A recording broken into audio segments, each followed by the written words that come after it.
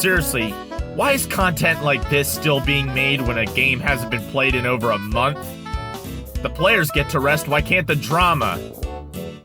Jesus fucking Christ.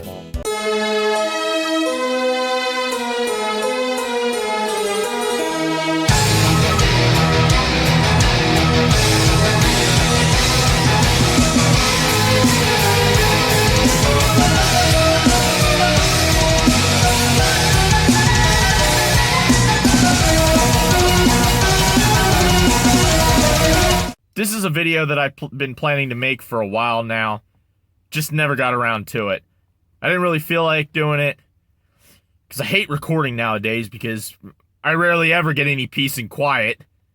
It's a pain in the ass to record out here, I'll have you know. But I had to give my 2 cents on it, so here it is. When we previously left off, the Eagles decided that changes needed to be made. After a season of disappointment, antics, drama, and finger-pointing, an absolute dumpster fire of a year. We decided to fire Doug Peterson and hire Nick Sirianni to replace him. And I gotta tell you, I love the guy's attitude. I love what he has to say, despite the fact that the stupid media ripped him apart during that conference, but whatever. It got to the point where even the national media started to take a jab at him.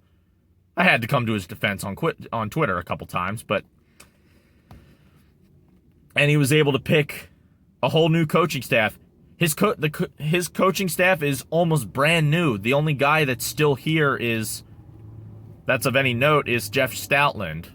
He almost left for Alabama though, but that ultimately didn't end up happening. Thank God. And He picked a damn good pool, I will say that.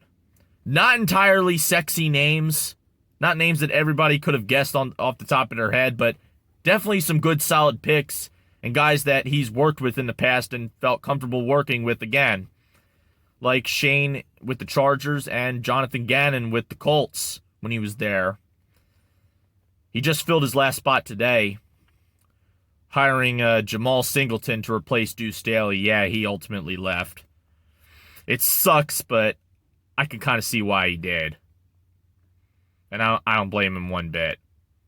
But what I don't understand is, why the hell did he take the exact same title in Detroit that he had here? That doesn't make any sense. But it is what it is. So yeah, 𝔡'𝔑𝔞𝔯𝔦, a Turkish dude. Although, according to his Wikipedia page, it said that he's American and he was born in Turkey. Maybe he is Turkish-American and his parents were Turkish-American. His first coaching gig was Air Force, so maybe his father was in the Air Force and was stationed in Turkey. Maybe. But Wikipedia isn't entirely accurate. Why is that of any significance?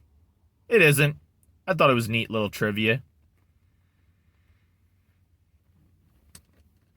And Sirianni hinted at the fact that he wanted an open competition for every position, and the reporters kept heckling him about who the starting quarterback was, and he didn't name anybody, which brings me to the meat and the potatoes of the video. The fact that he hasn't named a starting quarterback, rumors started floating around that Carson Wentz is unhappy here. He's unhappy with the situation and wants to be traded. Now, nobody of note came out and said anything. Carson has been ghost on social media, although they did say that he dropped Eagles in his Instagram bio, though he actually does still follow the team, both on Instagram and Twitter. Although it still says Eagles quarterback in his Twitter bio. So, there's that. Malcolm Jenkins came out and said that Wentz was coddled by the previous staff, and that's something that I've been saying for the past number of months. Now, my opinion was very similar to PR's, where it's like, just take it with a grain of salt. But the thing is, once Adam Schefter came out with a report, then shit got real interesting. And then Ian Rappaport came out with something. And then they started naming teams that were interested, such as the Bears, Colts, Panthers. And I think even the Patriots were mentioned. I believe the Raiders were named at one point. But there's been rumors floating around about what teams were offering in return. I heard 2 first-round picks.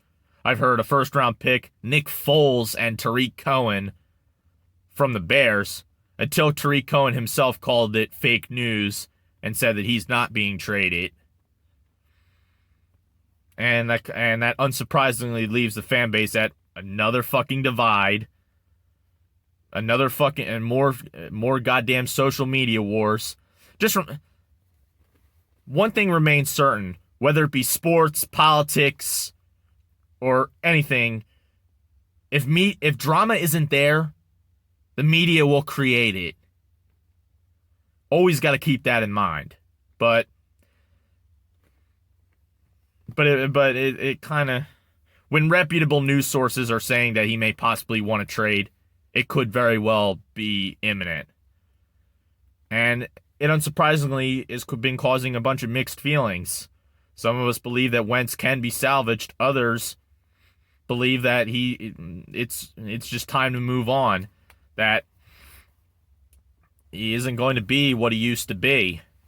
And that may be something we might have to accept. I don't know.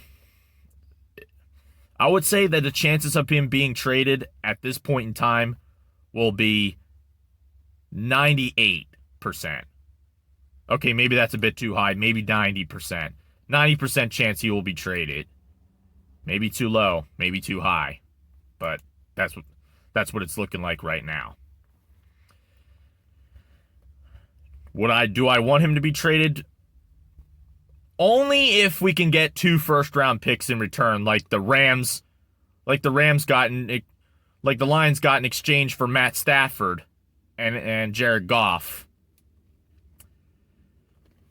That was one. When that trade happened between the Lions and the Rams, the Wentz trade rumor started to ignite even further.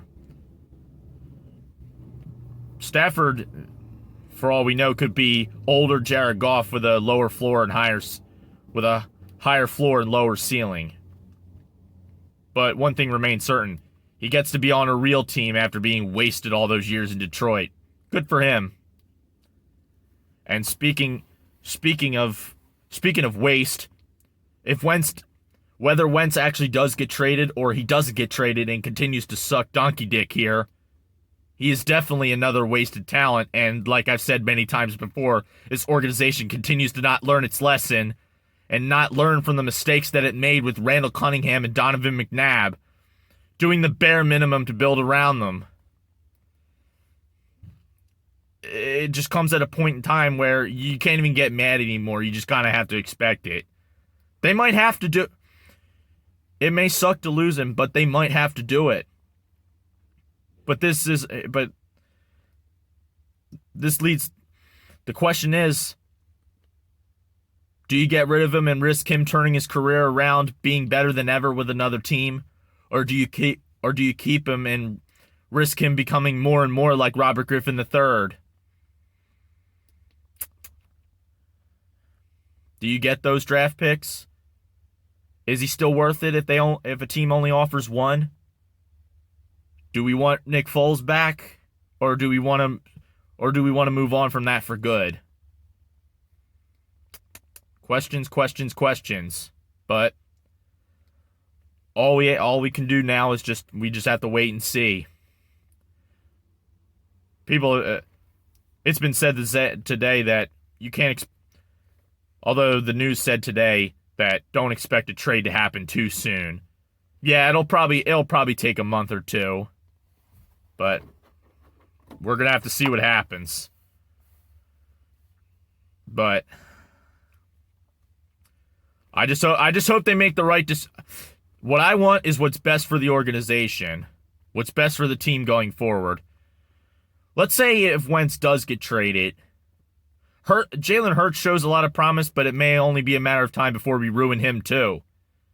And if we do, some people don't want another quarterback in the draft, but if that's a route they this team may potentially go in, if you're going to take a quarterback, Zach Wilson.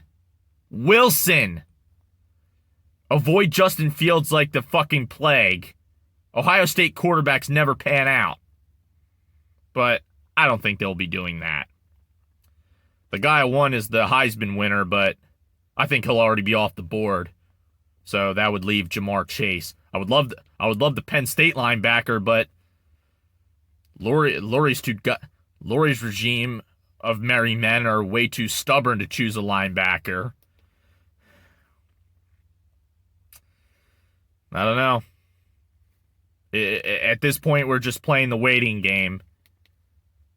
And we just hope that the team, whatever decision the team makes, helps us exponentially in the long run and bring us back to another Lombardi. But that's probably still a long way to go no matter what. Wentz may or may not have played his last snap for the Midnight Green Mafia. Anyway, I gotta get up out of here because I got more errands to run. I'll see y'all next time.